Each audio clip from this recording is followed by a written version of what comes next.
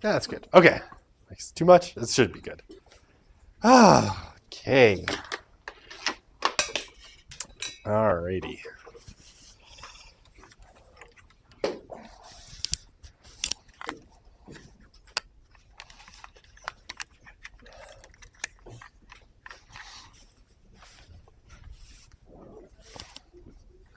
Okay, so let us engage here. All right, I'm going to shut the door just so that someone can walk in 2 seconds later.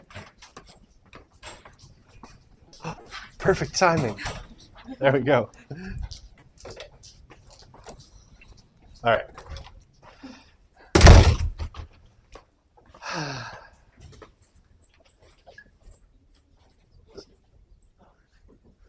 It's just one of those days where it's taken me a second to get my brain going for whatever reason. All right, so what were we talking about last time? So we're still talking about secularization theories, and we were in the middle of Stark's no secularization theory or zero secularization, whichever terminology you want to use for it. And basically, right, so we went through the inherited model, this model coming down to us from, Durkheim and Weber and all of those cats, that basically said, modernization brings secularization about, right?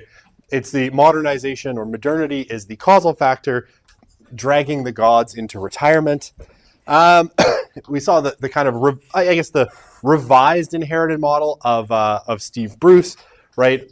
This classical model of secularization is in fact happening. It's just happening later than we thought. That's why he calls it late secularization. And then we started in on Stark's no secularization model, right? Where basically he says, secularization is actually not happening. The best evidence that we have that secularization and modernity go together is Western Europe. But his contention is that Western Europe was never all that religious to begin with, right? And goes through some historical evidence basically suggesting, church attendance was always low. There was a constant problem with poorly trained clergy and, the purchasing of priestly and bishoply appointments in Europe. So basically it was just all a big pyramid scheme that made everything look really religious. And because Constantine, right, the late Roman emperor, he's the one who Christianized the Roman Empire. Because of Constantine, Christianity, which had been expanding with a lot of energy and verve and converting people, got lazy, started converting mostly just the nobility, and Christianization never took hold really deeply in a lot of places, right? And Andrew Greeley has that quote. I think was it on the slide just before this? Oh, 2 slides ago, right? There could be no de-Christianization of Europe because there never was any Christianization of Europe in the first place. Christian Europe never existed. And that's the contention that Stark is essentially going with. Okay. All right, I promised you the Protestant song. I have to play you the Protestant song. All right, because people are confused. I will explain. Yeah, okay, so I will say very quickly, yes, Lutherans are Protestants. There's lots of brands of Protestant, and maybe the Protestant song will help you along here. Okay.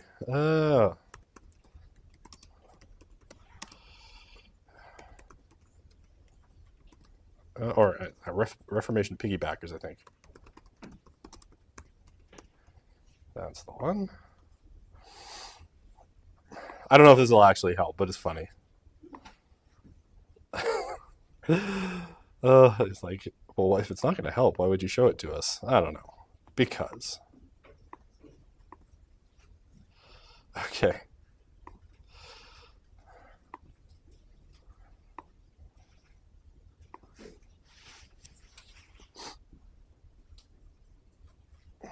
Well, that went well.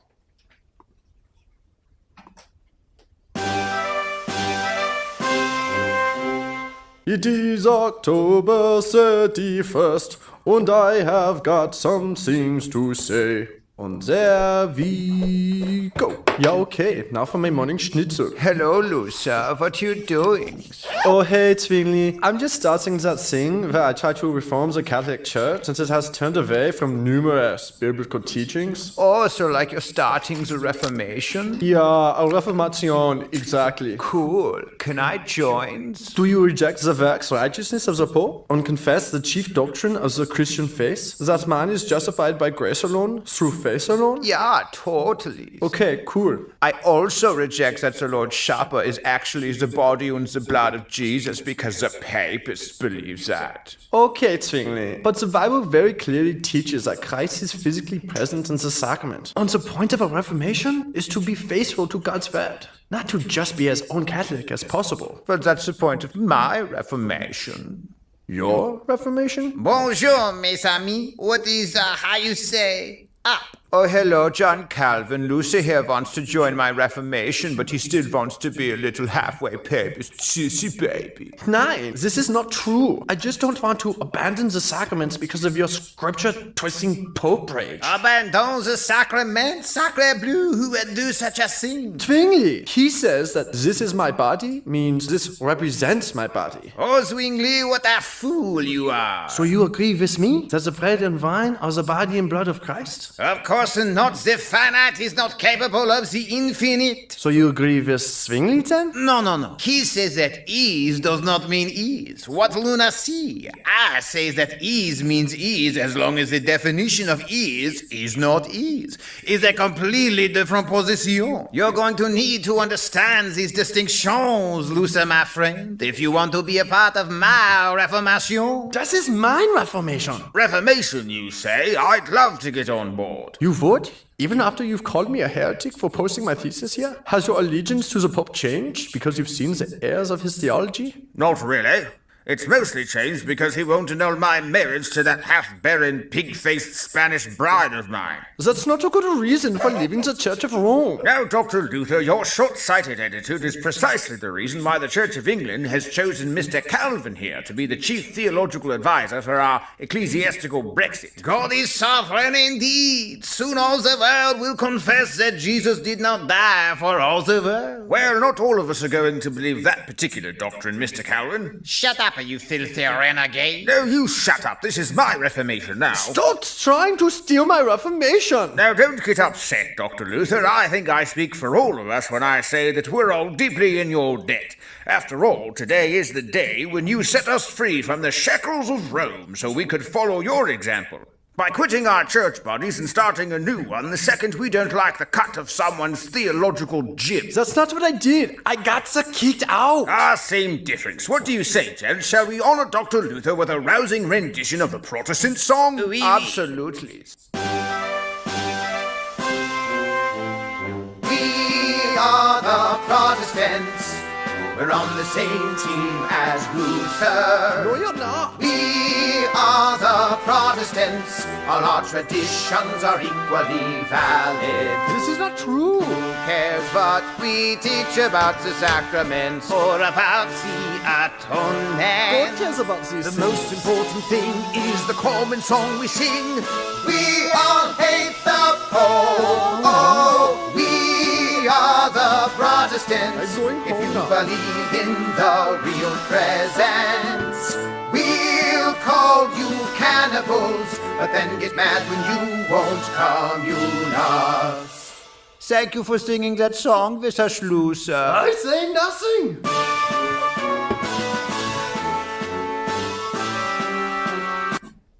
I hope that was helpful.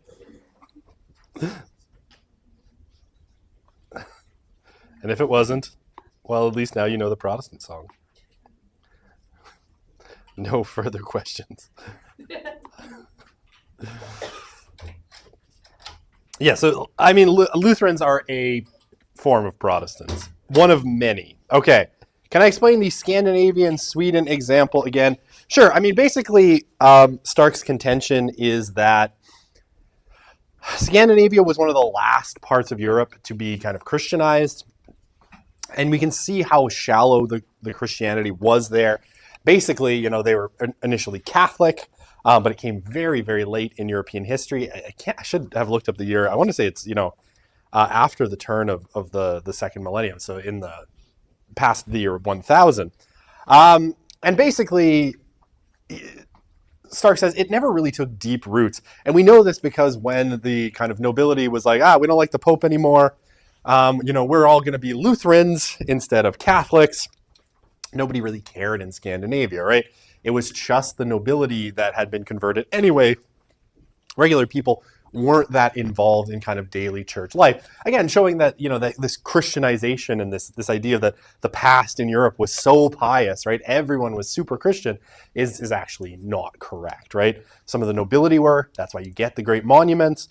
But in a lot of cases, outside of the nobility, people live their lives relatively free of kind of Christianity. Yeah, please. I mean, I think Greeley gets there, like Andrew Greeley, they're friends, and so they kind of work this out together. But yeah, I mean, he's one of the first sociologists to really be like, and I mean, he's drawing from historical evidence that goes back to, I'm trying to think, the 80s. Yeah, like 1965, right? He's drawing, some of his sources from there. And I think there was another one, Brook and Brook in 1984, right? This has been something that historians have been working on. One of the things that Stark, I think is, sorry, I'm flashing through slides to give you an epileptic seizure. I think one of the things that Stark does well and is different from a lot of sociologists is he actually does go to the history and looks at what, professional historians kind of say about things and then brings that into sociology, I think in really interesting ways, where, other people take the more Weberian or Foucault kind of approach to sociology, which is, we'll find bits of history that we find useful and then build a historical narrative around it, but without necessarily respecting the specialist tools of history. Does that make sense? So it's kind of like a historical bias because all the rich people, lack of better terms, built all these like stone monuments or like had gold monuments. They were able to stand the test of time, while like the peasant faith and whatever, or even their lack of faith, you can't really preserve that because it's not made of stone or gold. Right, there's no testament to it because it had no institutional structure, right? Whereas, we're biased by the institutional structure that we see kind of physically still there in Europe. Yeah, that's a good way of putting it. All right. Okay, so again, trying to undermine this notion of kind of the deep secularization of European society. One of the things that Stark will talk about is the fact that, church attendance, right? So actual attendance in church is relatively low. He says that basically levels of personal belief remain relatively high, right? And again, his contention is that simply measuring things by church attendance is not going to really prove secularization, because if people remain kind of spiritual or religious, on a personal level, we're talking about something like quite different, right? We're talking about a different sort of phenomena. It may be the move away from religious institutions, but it wouldn't be secularization proper because there's still spiritual beliefs kind of floating around. So you can talk about differentiation, but you can't really talk about secularization, according to him. Okay, so, he points to Iceland, right, where 2% of people attend church on a weekly basis, right? However, almost everyone is baptized. I think, again, it's a Lutheran tradition. And almost all marriages take part in churches. And this was my, some of these are fun. 81% of Icelanders say they're confident there's life after death. Again, that would be a very strange thing to believe if you are a pure materialist, right? If you're completely secularized, a belief in life after death would be odd. 88% say humans have a soul, and 40% say they believe in reincarnation, which is definitely not a Christian belief, but it is a religious belief or a spiritual belief nonetheless. 82% say they pray sometimes, and 1 in 4 say they do so often. Again, odd things to do if you're completely secularized. I guess, it's not on here too, but one of the other things that he says in the piece is that, and I can't remember the percentage, what is it? Basically, it's like before they start construction in Iceland, they have to have a survey done to see if there are any fairy mounds on the property, right? Basically like homes for fairies, which seems like a very odd belief. But, you know, it's something that's part of kind of Icelandic law that you have to do this thing, right? You have to check to make sure there's no fairies on the property, which again would be something kind of odd to do if you're fully secularized and you don't think there are any kind of superhuman powers. Okay. And again, I mean, this may have changed now because this piece is now 23 years old, right? It's a quarter of a century old. But Stark, you know, in kind of 2000 when he's writing this, you know, basically says even this kind of contention that science and religion are not compatible, right? Because scientists wouldn't believe in a kind of God doesn't actually stand up to much scrutiny, right? And basically, he points to this particular study, right, that was done in 1997, where basically they asked scientists to answer the following questions. I believe in God, to whom one may pray in expectation of an answer. I mean more than subjective psychological effects of prayer, right? So there's something there you can pray to that could answer you. 2, I do not believe in God as defined above. Or 3, I have no definition or no definite belief regarding this question. What he says, you know, almost 40% of scientists selected option 1, 45% of scientists, you know, chose option 2, and 14.5% took option 3, right? So none of these positions entered the majority, right? Each of them has a sort of plurality, but all of these positions in 1997 amongst physical scientists, right? So biologists, chemists, physicists, and all the physical sciences. The lowest levels of belief, right, were found not amongst the hard sciences, but actually in the social sciences, right? Were actually found in anthropology and psychology, and sociology was not very far behind either. Okay, the other thing that I think is interesting, and this again goes to this point, that modernization, right, should decrease religiosity over time. This survey of scientists was a repeat of a study in 1914 that was done, right? So just, you know, now over a century ago. And by 1997, very little had changed. The percentages were essentially unchanged, right, within kind of margin of error. So what Stark kind of takes from this is like this idea that science, right, and modernization, basically, especially in those that are most educated in the physical sciences, should mean that people become less religious over time. Doesn't seem to have happened because these results didn't change very much over time. And there's still a pretty strong plurality of scientists in the physical sciences that think there is a God that you can pray to, right? And I mean, I don't know what the percentage is now, but I know like at U of A, we have a very famous physicist. His name is Don Page. He was, I think, one of Stephen Hawking's grad students, and he's a devoted evangelical Christian, right? And so, you know, this dynamic still exists somewhat, right? There are still lots of scientists that believe in God. So at least to some extent, right, Stark thinks this contention that science is going to drag the gods into retirement as we learn more about the physical world is probably incorrect as well. Yeah, please. Is there something about the social sciences that kind of lead to a more like non-religious? Is it because we think everything's a construct? I think that seems likely. There's also, I mean, within the social sciences, I mean, think about sociology, right? If you think of Marx, Durkheim, and Weber, right? These were all essentially kind of atheists, right? They were all materialist atheists. And so, I mean, Stark will just badger the social sciences as being essentially kind of dumb. He says this as a sociologist, but he hates his peers. Like, I can't stress enough how much Rodney Stark hated all his peers. For most of them, right? The ones that didn't agree with him.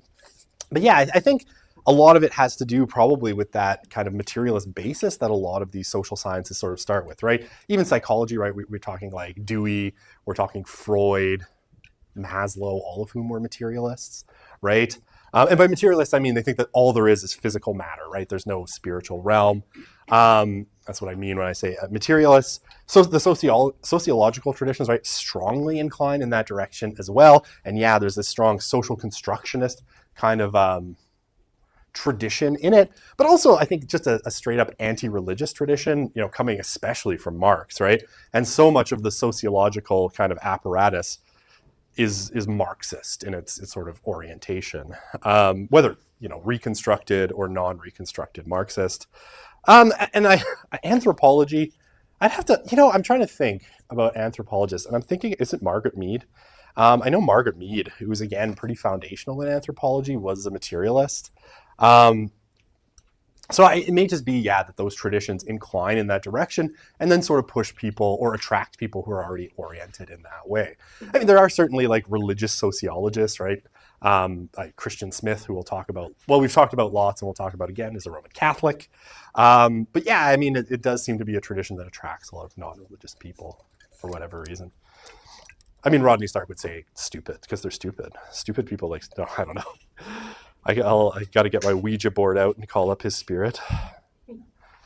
Okay, so because Stark is never one to leave things alone, and he would never, like up until his deathbed, honestly, I swear the guy was just like the honey badger. I'm sure his last words were some kind of swipe at Steve Bruce. I'm convinced of it. It's like, please tell Steve, you're still wrong. It was probably his last words.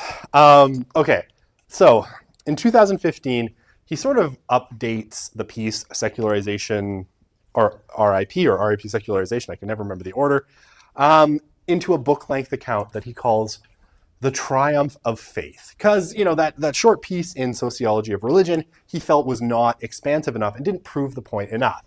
And basically what he did, he took the reader on an around the world tour to show how religious the globe still is, right?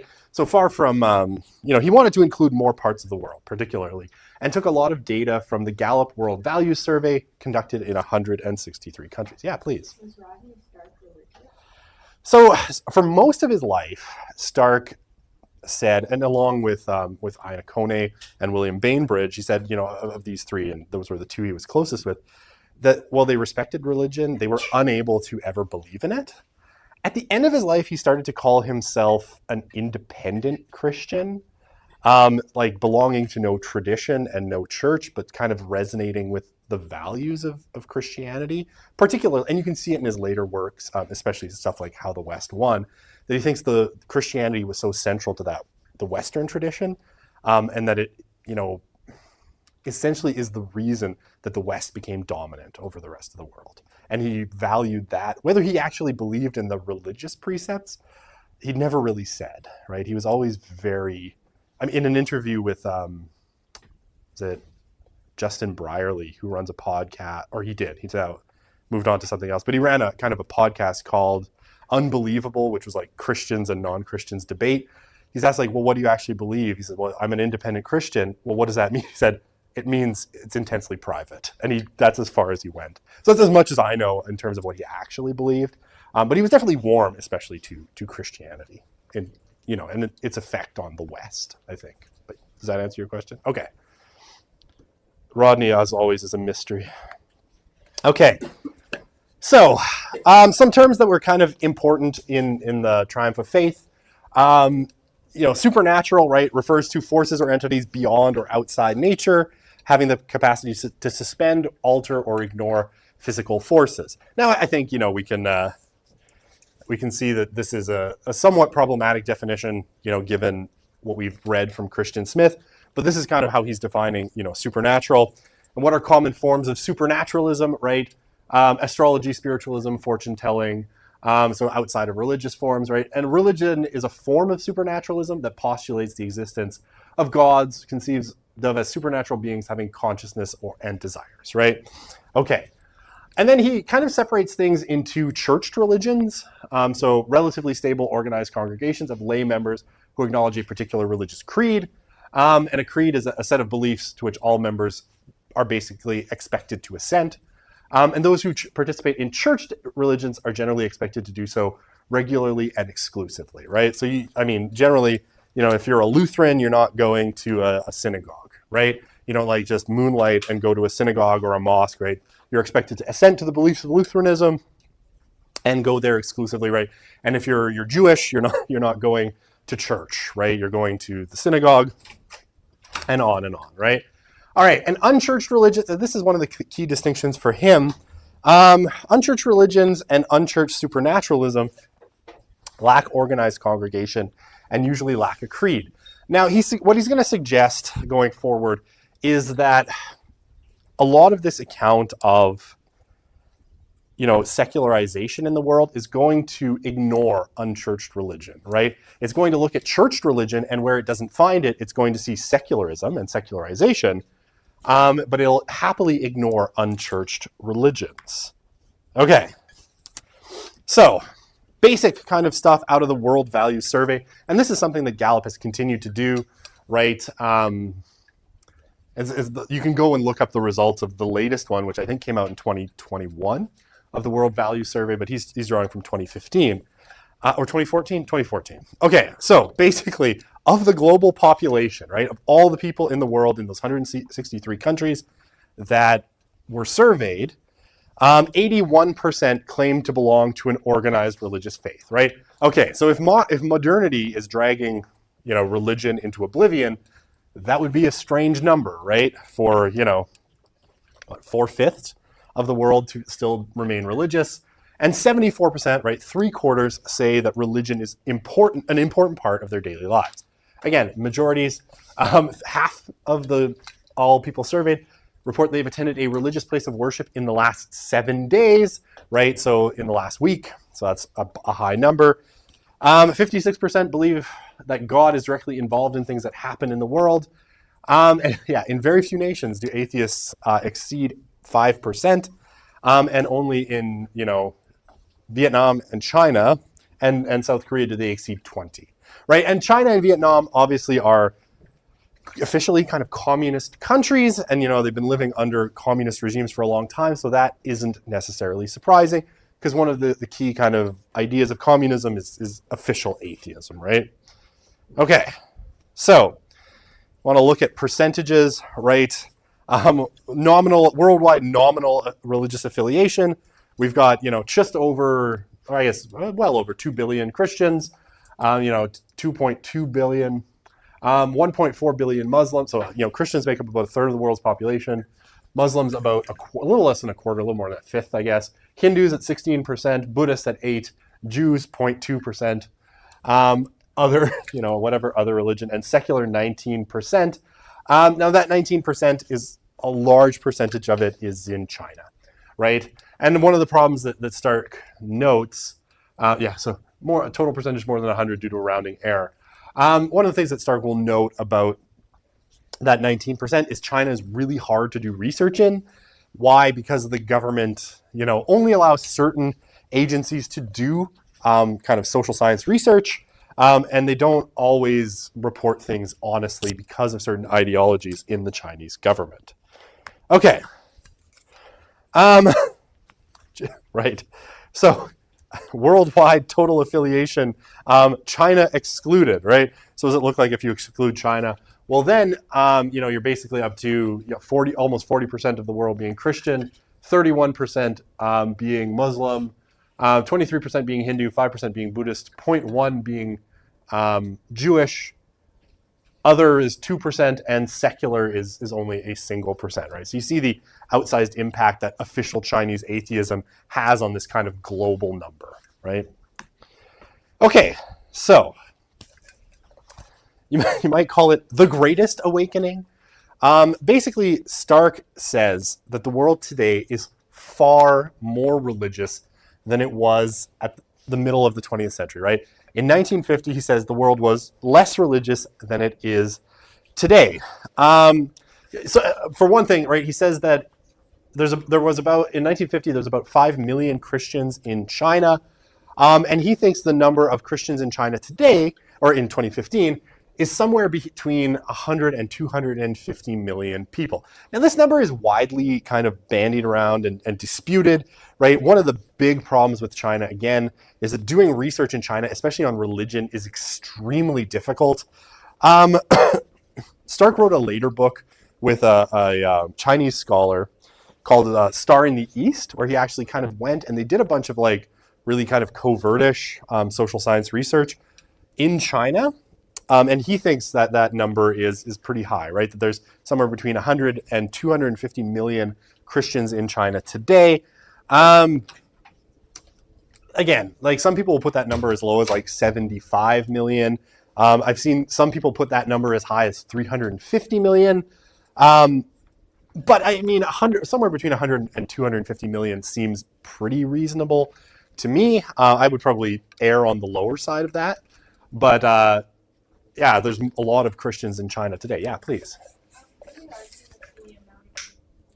the amount of people who are religious are going up is because just the overall population is more than it was in 1950. But even he's suggesting that even just by percentages, right? Like even just by percentages of the global population, people are more religious people, and the people who are there are more religious than they were in 1950, right? And we'll talk about that in a sec, because he'll go through like India, China, other places. I forget what's on my slides. But he thinks there's also more intensity in religion, right? So it's not just more total numbers, but more intensity in it. Okay. Yeah, so if we look at Latin America, right? So Latin America, what he says is in 1950, church attendance was about 20%. Today, it's over 50% per week. And this, this is right. Basically, while Latin America has always identified as Roman Catholic on an official level, there's been lots of problems in Latin America. For a long time, Latin America, for one, couldn't produce enough clergy to service itself. But what happened kind of in the middle part of the 20th century is a lot of the Latin American governments, partially in order to draw closer to the United States, dropped their official bans on they stopped being officially Catholic, and they dropped their ban on Protestant missionaries. And so what happens on that continent is a bunch of Protestant missionaries show up, and they offer what Stark thinks is a much more appealing vision of Christianity. And it drives, competition with the kind of semi-indigenous Roman Catholic Church, and church attendance for both Catholics and Protestants increases. Okay, but I think I get to that on a later slide. Muslims are more devoted also than they used to be. Again, prior to the 1980s, actual kind of attendance at services by Muslims in a lot of the Muslim world was relatively low, and it picks up a lot in the 1980s. Okay. All right. So what Stark says is, I don't know why I put this all in uppercase. I don't know. Maybe I'm trying to make a point. Church attendance, maybe I had caps lock stuck on and I was too lazy to go fix it. He says church attendance is low in Europe, but unconventional supernaturalism is thriving. And yeah, he says unconventional supernaturalism seems to thrive where church attendance is low. Okay, so what do you see, right? All of these Western European countries, people who are unconventional supernatural beliefs, percentage who agree, basically in the power of fortune tellers, right? So Austria, pretty secular country, 28%, astrology 32%, Lucky Charms, not the cereal, but actual, things. You can't actually find Lucky Charms in a lot of Europe because I think they fail basic EU health requirements. Can't imagine why. My children literally just eat the marshmallows out of the box and then leave the cereal, which is always those distressing. It's like, why have we had this box of Lucky Charms for 6 years? Oh, all the marshmallows are gone. But it does give me a reason to say, well, we already have a box at home. So anyway, France again, fortune tellers, astrology, Lucky Charms. They're magically delicious, and 23% of people in France believe in them. Right, and I won't read the whole chart, but you can kind of see along the way. And then Eastern Europe, we see even more kind of belief, right? Not just pluralities, but majorities. Believe in fortune telling, astrology, and Lucky Charms. Latvians apparently didn't want to answer that question. So anyway, right? We see pretty strong numbers in terms of unconventional supernaturalisms, which again, Stark's contention is, these are funny numbers if we're talking about a truly secularized people, right? That they would believe in fortune telling. Well, that's a sort of supernatural belief. So there. Take that, Steve. Oh, I answered that question already. Okay. Japan, the land of the rising sun. And often used as a kind of symbol for the secular world order, right?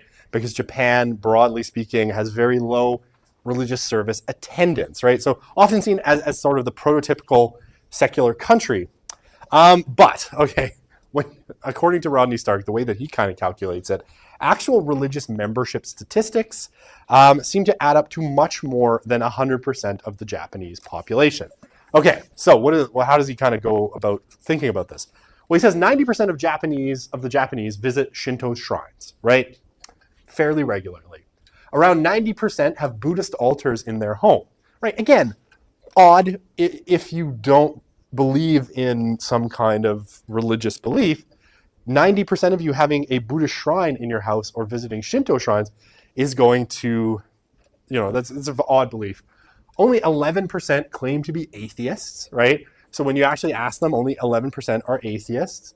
And Stark, basically what he says is the big problem with measuring religion in Japan is that most of these religions are unchurched, right? They don't have congregations, right? You don't belong to a Shinto temple. You go to a Shinto temple, but you're not part of a congregation because that's not how those religions are structured, right? It's a definitional problem, right?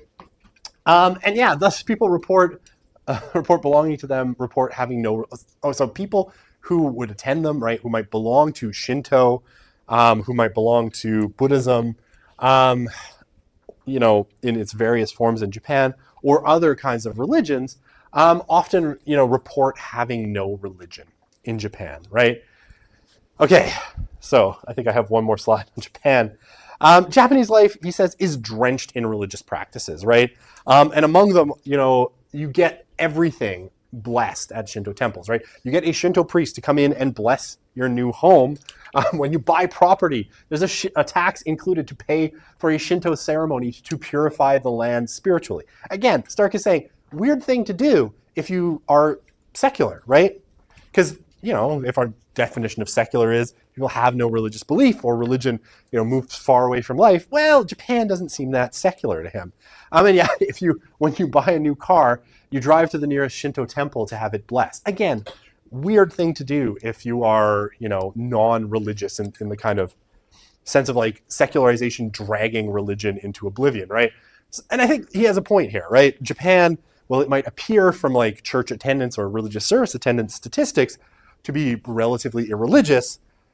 On the practical level, there seems to be a lot of religion either built in culturally to Japanese life in a way that's indivisible, right? And maybe that goes back to that point I made at the beginning of the class, where in a lot of, in our culture in the West, people have their, as a result of the Protestant Reformation and Augustine, we have this notion of the secular and the religious, right? And you can ask someone, what is your religio, right? Because during the Reformation, people could choose, were they Catholic, were they Lutheran, were they Reformed? But now, in Japan, that doesn't make sense because it's so integrated into Japanese culture, the religion kind of permeates a lot of things. But we make a mistake as social scientists by looking at something in this binary way. And that's where I think Stark is interesting and kind of gets us out of that a little bit. Okay, so, unchurched religiousness in Japan. Do you regularly visit a family grave at least several times a year? 3/4 say yes. After death, a person's spirit remains with the family. Almost 60% say yes. Again, weird if you're secular, or especially if you're a materialist, because you wouldn't think people have a spirit. Do you pray on certain occasions when you need assistance? 2/3 say yes. Have you visited a temple recently to pray for a positive outcome in your life? Over half say yes. Do you keep good luck charms or amulets around? Again, almost 2/3. Do you feel that rivers and mountains have spirits? Again, I'm not laughing at the belief. I'm laughing at the fact that, how could this possibly be construed as somehow secular, right? Rivers and mountains have spirits? Yes, 60%. Do you think palm reading is a reliable way to tell the future? Half of them say yes. When a person is born and when a person dies is predetermined. 73% agree. Who is predetermining this? Some kind of spiritual entity, presumably. Without reference to any established religion, do you believe it's important to have spiritual beliefs? 72% say yes, unsure 14, no 14. Okay, so that's Japan. So China. Now I will say, I've had Chinese students, just look at me when I present this and be like, "What are you talking about?" And that's okay, right? This is Stark's point. Previous to the current administration in China, Some of the kind of, Xi Jinping seems to be less friendly to religion than, say, Hu Jintao, his predecessor. I forget who was president before that, but anyway, it doesn't matter. There was a sort of growing tolerance for religion in China. Okay, now, again, at the beginning of the communist era, so when the Communist Party took over, right, there were about, by our best estimates, 5 million Christians in China. And they were often called rice bowl Christians, right, derided as rice bowl Christians. Why? Well, because the assumption was that they were just hanging around with the missionaries to get access to food and resources, right?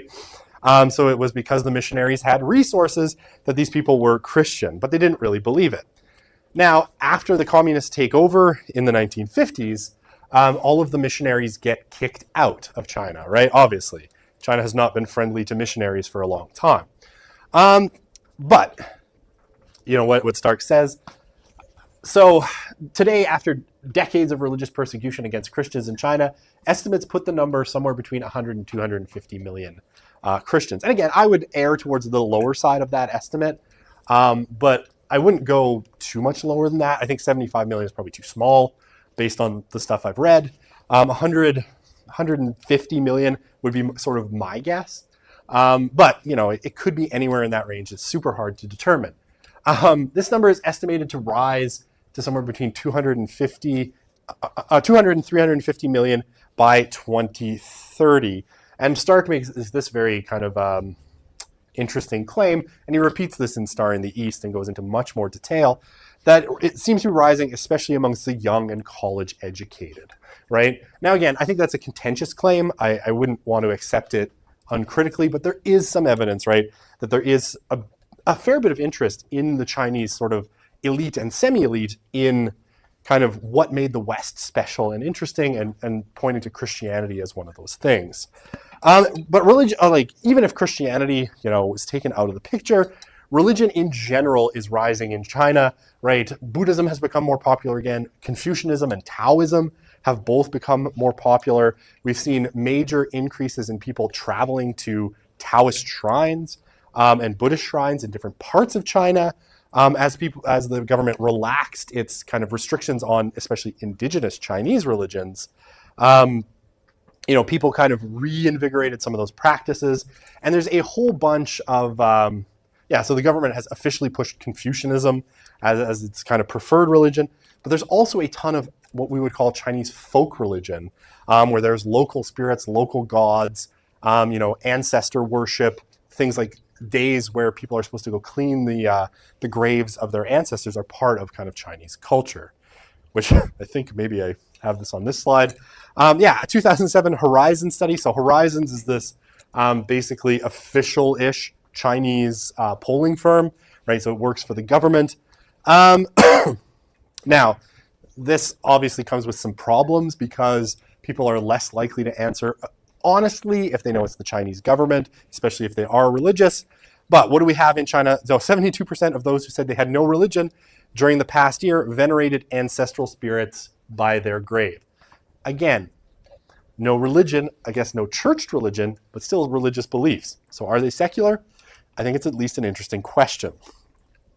10% of the same respondents said they believed in God in heaven, or was kind of referred to as the Jade Emperor. And this is the weird, how did this term come about? When the Jesuits, the Catholic priestly order, showed up in China, right, they went through this process of kind of trying to blend Christianity with indigenous Chinese belief systems. And so they took certain things out of it. Among other things, they started to dress like Confucian philosophers. And they took certain ideas out of kind of existing Chinese religions, among it a kind of supernatural being called the Jade Emperor. And they're like, well, what you're talking about when you talk about the Jade Emperor is God, right? So that's why that kind of hangs out in Chinese culture to some extent. Eventually the Vatican banned the Jesuits from China. But yeah, go ahead. I'm sorry, what's Confucianism? It's another kind of philosophical religious system that's based around the teachings of I can't remember which century, but the philosopher Confucius, right? So Confucianism. It's literally just his philosophy. Yeah, and it has religious elements to it as well, right? I'm not super familiar with the in-depth teachings of Confucianism, but it's considered a religion in China. And it's like, sometimes where like the Roman emperors would be elevated to the status of gods. Confucius has kind of been elevated to the status of semi-divine being in the same way as like the Buddha, right? So it sounds weird, but it's not as weird as it sounds in terms of Eastern religions. Okay. Yeah. Chinese make a strong distinction between churched and unchurched religions. Okay. So, how many? I have...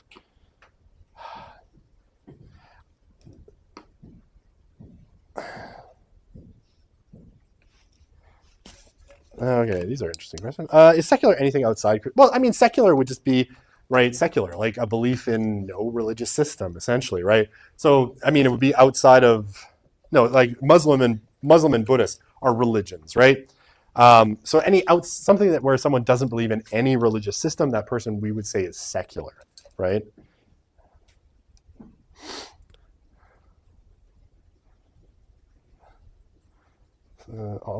I have no idea what this means. And in supernatural movies, are those main characters have mental problems or just a dream? There is no ghost in China. Okay, interesting. All right. Is Stark's claim scientists are not notably irreligious, biased? Because, I mean, he has this one study, right? You'd have to go in and do another study in Europe. I'm not aware of other studies. We'd have to look into it. But he's taking that one particular study just to kind of illustrate a point. And it's, we'd have to go and look at other things. But yeah, I mean, is it biased? It's single source. You'd want to do more research on it. But that's his claim. 4 minutes. All right, we could do the Hindu revival in 4 minutes. Yeah, I mean, so the first prime minister of India, Nehru, believed that industrialization would erode the influence of religion, right? Oh, look, guess what? Nehru, who was he? He was British educated, right? He's someone who went to a British university. So where did he pick up this concept? Well, he probably picked it up at Oxford or Cambridge or whatever school he went to. One of the funny things about a lot of the Indian elite, right, was that they were educated in the West, and particularly in England. So not surprising to see an early Indian prime minister coming up with that belief. They're also notably kind of friendly to Marxism, and so you can kind of see that. So industrialization would erode the influence of religion. Today, right, it's worked out really well. 80% of India's population, about 1 billion people, identify as Hindu. Now, it's not just that, right? 2/3 of them have attended a religious service in the past week, and 85% of them say religion is important in their daily lives. Hindus in India, do I have it on the next slide? I don't think I do. I mean, amongst other things, they say that they would be very uncomfortable living with a neighbor who is either Christian or Muslim, right? So their religion is very important to them, to the point where they see people from other religions as untrustworthy, right? And we have a huge resurgence of what's called Hindu nationalism. The current, so this is after Stark wrote the book, but the current president of India is a guy named Narendra Modi. He's a clear Hindu nationalist, right? And he is someone who views India, or I think now that he wants to change the name from India to call the country Bharat, which is its kind of more traditional name. He sees it as like Hinduism and India, or Bharat, are deeply linked, right, to the point where they can't be separated. Okay, Hinduism, we don't know the origins. It's over, 3,500 years old. And it has 3 kind of big sets of scriptures: the Vedas, the Upanishads, and I can never say this one, Bhagavad. Read it. I can't. I've never been able to pronounce it. It just escapes me all the time. Bhagavad Gita? I don't know. I'm sorry, Hindu. Okay. I'm sorry, Hindus. I've destroyed it. All right. So industrial development has not led to the decline of Hinduism. And as India gets more modern, it's actually becoming more Hindu, right? So in 1983, 3 million Indians visited the Vaishno Devi shrine. In 2000, that was about 5 million. In 2012, 10 million, right? And all other shrines in India, like they're seeing consistently more people attending these shrines. Now, part of that is people are wealthier, so they have more leisure to visit these shrines. But along with that wealth has come increased kind of devotion to Hinduism in a lot of cases. Again, if modernity is the engine driving the gods into oblivion, we should be seeing the opposite effect in India, right? At least according to Stark. Yeah, agnostic atheists are usually considered secular, typically. All right. I was hoping I'd finish Stark, but we won't finish him today. We'll finish him on Friday.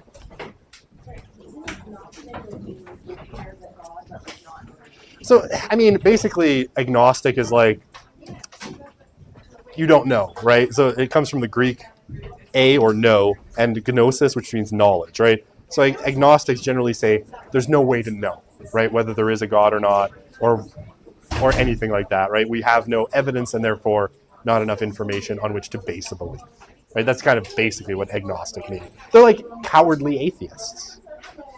Yeah, I'm joking, of course, but more or less. Atheism 1 foot out the door. Maybe. I mean, in terms of behavior, like if you look at behavior between agnostics and atheists, there's not much of a behavioral difference, right? They tend to believe the same things, politically, socially, and so that's why I say it's like cowardly atheism, where it's like, I'm not willing to make that absolutely definitive claim, but I'm still not religious, right? So, well, yeah, I've taken no position. I have no knowledge. I'm agnosis.